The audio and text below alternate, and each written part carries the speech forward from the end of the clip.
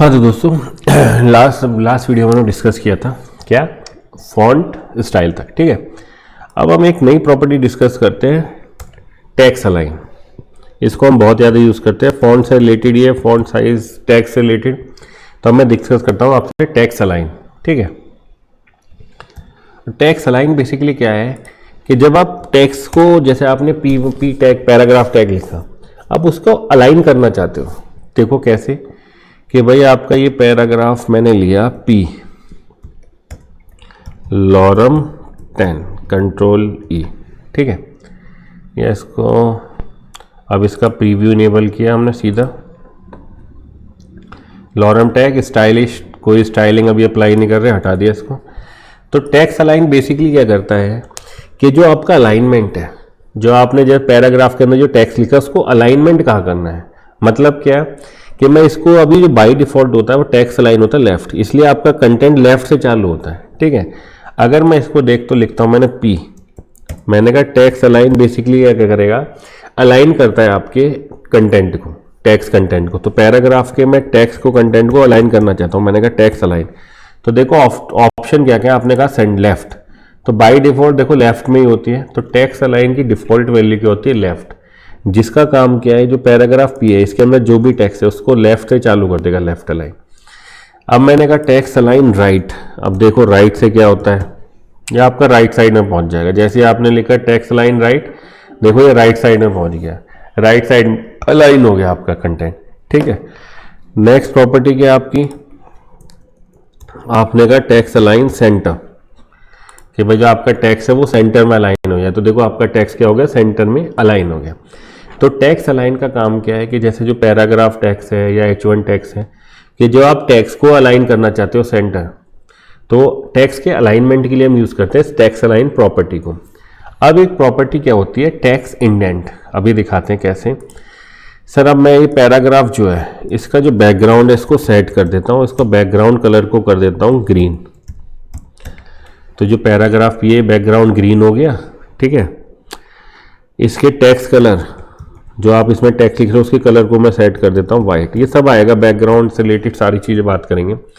तो देखो colour property का काम क्या होता है, टेक्स्ट कलर सेट करना। बैकग्राउंड प्रॉपर्टी का काम क्या होता है, जो बैकग्राउंड है पी का उसके बैकग्राउंड कलर को सेट करना। ठीक है, ठीक है दोस्तों। अब मैं इसका फॉन्ट साइज बढ़ा देता हूँ कि भाई टेक्स्ट का जो फॉन्ट साइज है वो कर दो 30 पिक्सल। ठीक है, थोड़ा सा बड़ा हो जाएगा फॉन्ट साइज, या चलो और कर देते हैं। तो ये 30 पिक्सल आपका फॉन्ट साइज हो गया। टेक्स्ट कलर, अब मैंने कहा टेक्स्ट अलाइन सेंटर किया आपने। ठीक है, तो इसने अलाइन, इसके अलाइन को कर दे, कंटेंट को सेंटर में अलाइन कर दे। देखो अगर मैं इसकी स्क्रीन को बड़ा कर देता हूँ तब आपको इसका एक्चुअल में जो इफेक्ट है वो दिखाई देता है।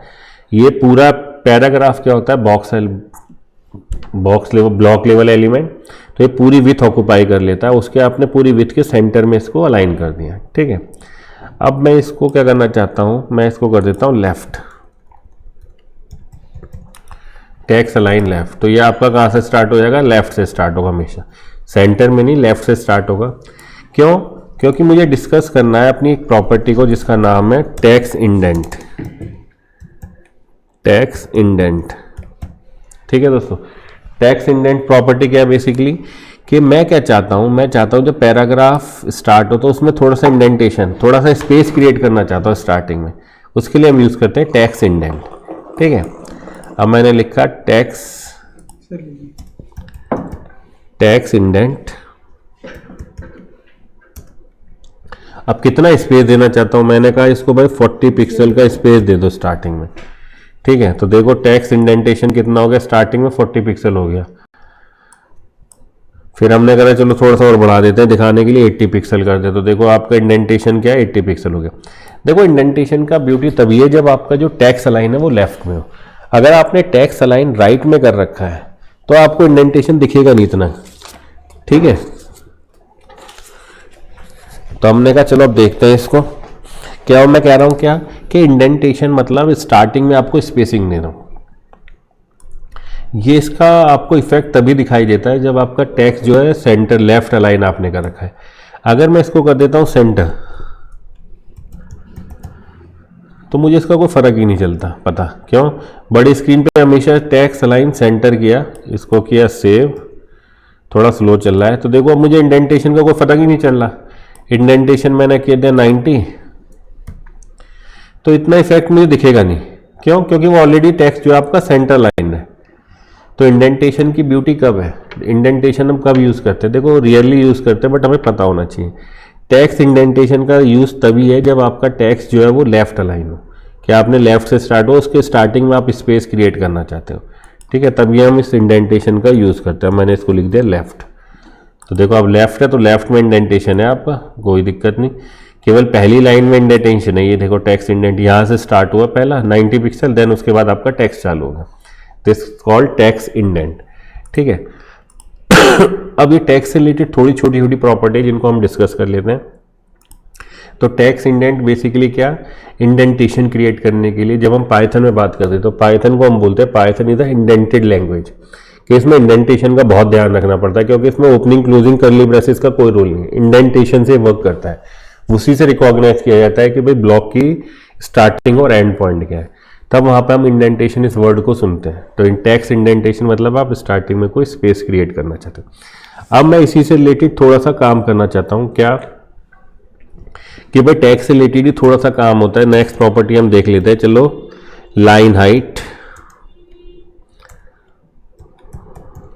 ओके। अब मैं इसको डिस्कस करता हूँ, सर लाइन हाइट प्रॉपर्टी क्या होती है बेसिकली। तो इसके लिए हम क्या करते हैं, जो हमारा पहला था इसको सबको गायब कर देते हैं, सब स्टाइलिंग गायब कर देते हैं, इसका कोई सेंस नहीं। अब हमारा डिस्कस है लाइन हाइट। तो लाइन हाइट बेसिकली क्या है, स्पेसिंग आपके टेक्स्ट के बीच में देने के लिए। कैसे, जैसे आपने पी लिया पैराग्राफ, मैंने लिखा लॉरम 100 कंट्रोल ई, तो इसने मेरे लिए 100 कैरेक्टर आप 100 वर्ड आपको दे दिए, ठीक है। तो अगर हम देखें नॉर्मली तो ये नॉर्मल स्पेसिंग आपकी दिखाई दे रही है। लाइन हाइट बेसिकली क्या करता है कि मैं जो टेक्स्ट लिख रहे हो इस पूरी लाइन की हाइट बढ़ा दूंगा। अभी देखो इस लाइन की हाइट इतनी है, अगर मैं सिंपल लाइन की बात करूं तो लाइन हाइट प्रॉपर्टी क्या है, जो टेक्स्ट लिखने के लिए जो आपको लाइन दिया, जैसे कॉपी नोट्स बुक होती है उसमें जो लाइन होती है उनकी हाइट बढ़ाने के लिए, तो मैं जैसी लाइन हाइट बढ़ाऊंगा अपने आप स्पेसिंग बढ़ते चली जाएगी आपकी लाइंस के बीच में। तो हम नॉर्मल वे में कह सकते हैं line height simply increase the height और डिस्टेंस बिटवीन लाइन। देखो कैसे, बहुत सिंपल तरीके से देखते हैं भाई। सिंपल सा मैंने एक पैराग्राफ लिखा, बाकी कुछ नहीं लिखा, ठीक है।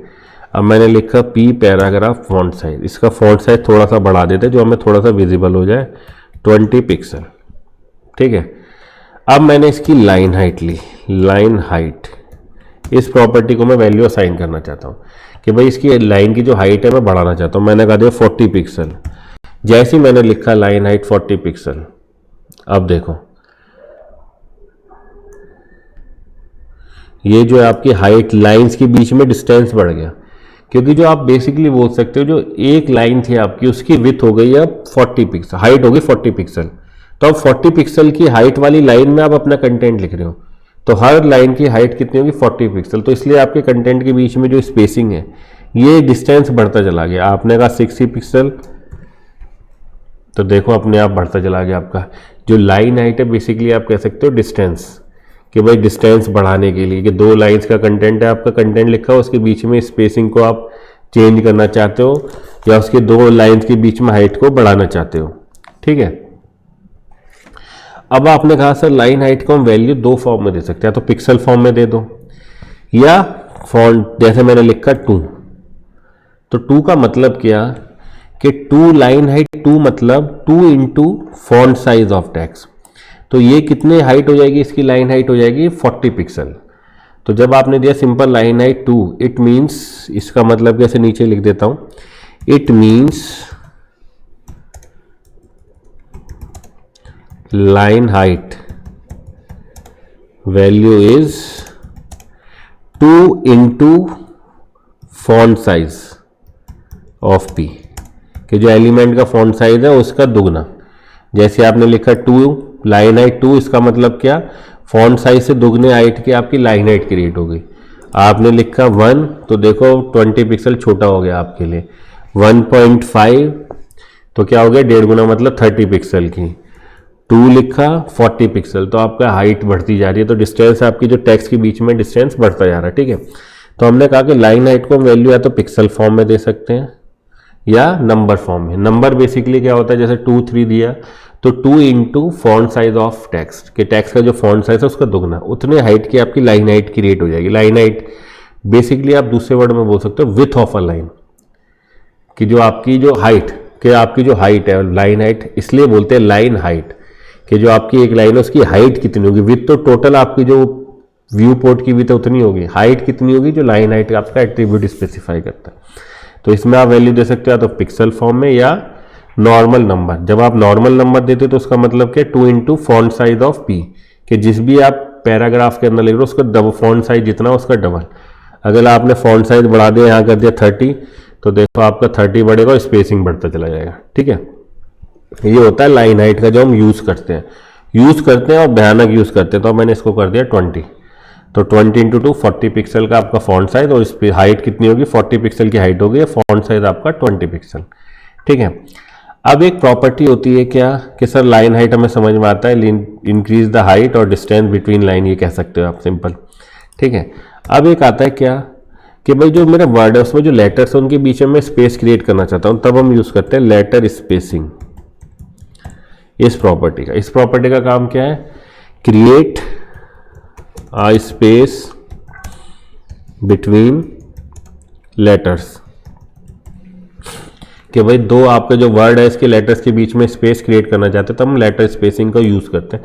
देखो थोड़ा अट्रैक्टिव बनाने के लिए यूज़ किया जाता है, बाकी तो ऐसा कोई एक्स्ट्रा चीज़ इसके अंदर है नहीं। ठीक है, तो हमने कहा चलो देखते हैं कैसे करते हैं। तो हम आए पी पैराग्राफ, लाइन हाइट कर दी 2, मैंने कहा लेटर स्पेसिंग, इसको कर दिया 0.5 आ रही है, या भी चलो पिक्सल फॉर्म में दे देते हैं 10 पिक्सल। तो देखो जैसे आपका टेक्स्ट, आप देखो टेक्स्ट चेंज हो गया, लेटर्स के बीच में स्पेसिंग हो गई। तो लेटर स्पेसिंग क्या, कि जो वर्ड है आपका उसके बीच में जो उसमें वर्ड में जो लेटर्स हैं, 2 लेटर्स के बीच में स्पेसिंग के लिए आप यूज़ करते हो लेटर स्पेसिंग का। इसको थोड़ा कम कर दिया, आपको हमने कर दिया 5, तो देखो थोड़ी कम स्पेसिंग हो जाएगी, 5 की स्पेसिंग। तो थोड़ा आपके टेक्स्ट को अट्रैक्टिव बनाने के लिए कौन प्रॉपर्टीज यूज़ करते हो। अब सर लेटर स्पेसिंग है, अब मैं चाहता हूँ दो जो वर्ड है मेरे इनके बीच में स्पेसिंग हो, तब आता है वर्ड स्पेसिंग। हमने कहा वर्ड स्पेसिंग, हमने कहा इसके लिए 20 पिक्सल दे दो, कि 2 वर्ड के बीच में 20 पिक्सल का स्पेस। तो देखो आपके वर्ड के बीच में स्पेस क्रिएट हो गया, बिल्कुल इक्वल 20 पिक्सल का स्पेस क्रिएट कर दिया 2 वर्ड्स के बीच में। ठीक है, तो वर्ड इज लेटर स्पेसिंग, एक पर्टिकुलर वर्ड के लेटर्स के बीच में space, word spacing 2 different word के बीच में जो स्पेस होता है उसके लिए हम यूज करते हैं। ठीक है दोस्तों, अब ये word spacing, letter spacing, line height समझ में आता है सर। अब एक प्रॉपर्टी हम देखते हैं क्या, कि सर वर्ड स्पेसिंग भी समझ लिया हमने। ठीक है, अब आता है एक टेक्स्ट डेकोरेशन, टेक्स्ट ट्रांसफॉर्म या टेक्स्ट डेकोरेशन, 2 प्रॉपर्टी हम डिस्कस करेंगे। टेक्स्ट ट्रांसफॉर्म, कि अगर आप टेक्स्ट को ट्रांसफॉर्म करना चाहते हो, कि भाई इसका जो सारा टेक्स्ट है वो ट्रांसफॉर्म हो जाए। ठीक है, तो हमने लिखा टेक्स्ट ट्रांसफॉर्म। अब उसने दिया कैपिटलाइज करना चाहते हो या सब कुछ अपर केस में करना चाहते हो या लोअर केस में, हमने कहा अपर केस में। तो जैसे आपने लिखा तो आपका जो पूरा टेक्स्ट है वो सारा अपर केस में कन्वर्ट हो गया। तो टेक्स्ट ट्रांसफॉर्म प्रॉपर्टी क्या करती है, आपके टेक्स्ट को ट्रांसफॉर्म कर देती है। आपने कहा अपर केस तो सारे के सारे कैपिटल लेटर में हो गए, आपने कहा कैपिटलाइज तो हर वर्ड का जो पहला अक्षर है वो कैपिटलाइज हो गया। ठीक है, तो देखो हर वर्ड का पहला कैरेक्टर क्या हो गया, कैपिटलाइज हो गया। ठीक है, तो टेक्स्ट ट्रांसफॉर्मेशन बेसिकली किसके लिए यूज करते हैं, जब आप टेक्स्ट को उसको ट्रांसफॉर्म करना चाहते हो, कन्वर्ट करना चाहते हो, मतलब जो स्मॉल में करना चाहते हो या कैपिटल में या कैपिटलाइज, तो ये आपको टेक्स्ट ट्रांसफॉर्म क्या करेगी, ट्रांसफॉर्म कर देगी आपको टेक्स्ट को। आपने कहा सर इसको मैं देखना चाहता हूँ स्मॉल में, तो देखते हैं इसकी प्रॉपर्टी, कैपिटलाइज लोअर केस, हमने कहा लोअर केस में कन्वर्ट, तो देखो सब कुछ लोअर केस में कन्वर्ट कर दिया। ठीक है, अब टेक्स्ट ट्रांसफॉर्म आप नहीं चाहते किसी में कन्वर्ट हो तो नन, आप नहीं लिखोगे तब भी कोई दिक्कत नहीं है, वो अपने जो स्टैंडर्ड जो आपका टेक्स्ट है एक्चुअल फॉर्म में लिख देगा आपका।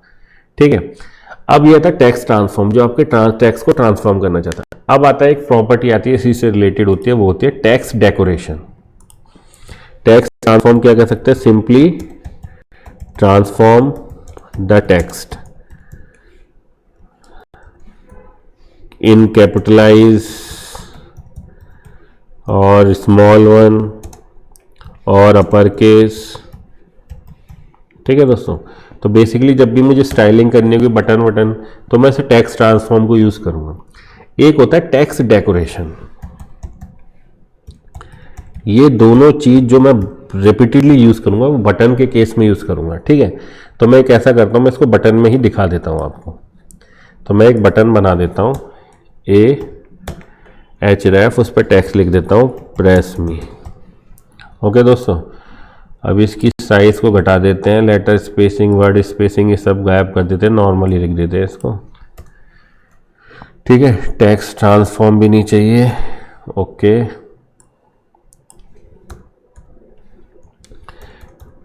तो हमारा पी पैराग्राफ ये प्रेस में बटन दिखाई दे रहा है। तो हमने कहा चलो ये जो एंकर टैग है, एलिमेंट सेलेक्टर प्रॉपर्टी यूज किया हमने, एलिमेंट सेलेक्टर।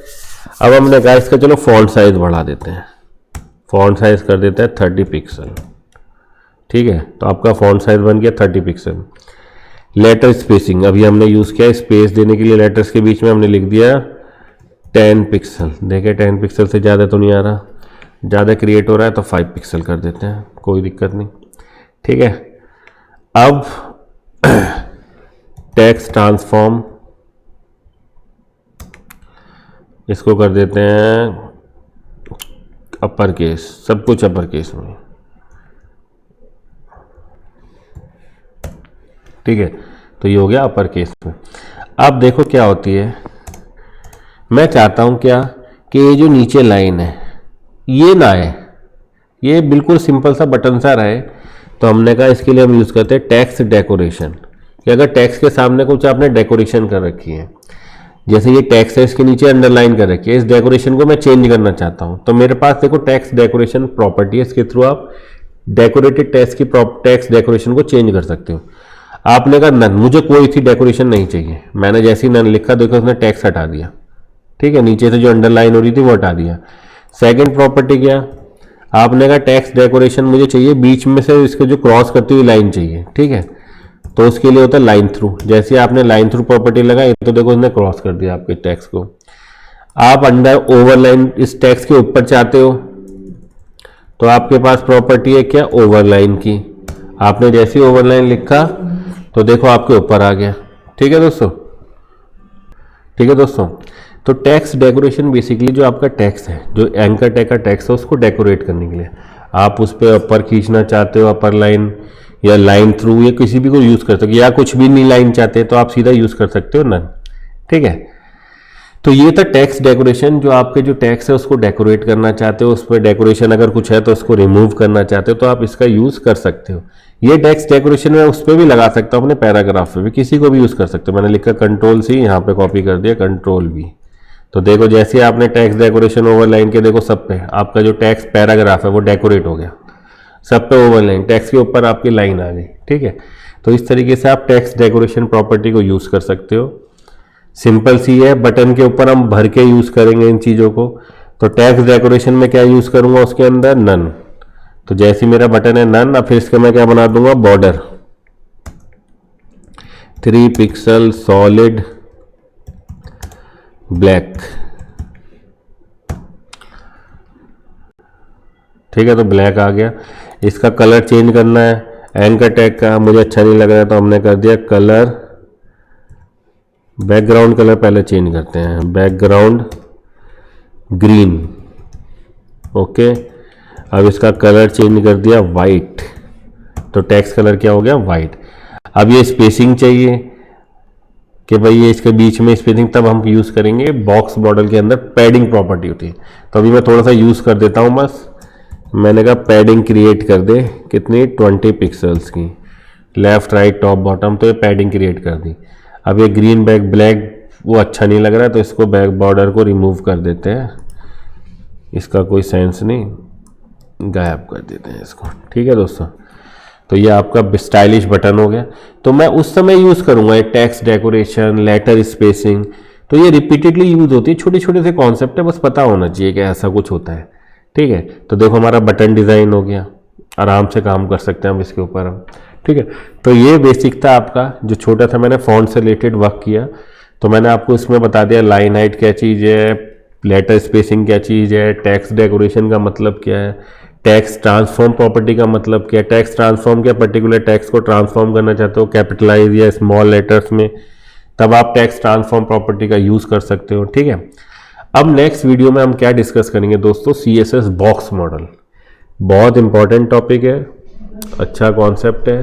तो पहले हम उसको डिस्कस करेंगे, फिर नेक्स्ट वीडियोज़ में आपके आगे देखते हैं। ठीक है, चलिए।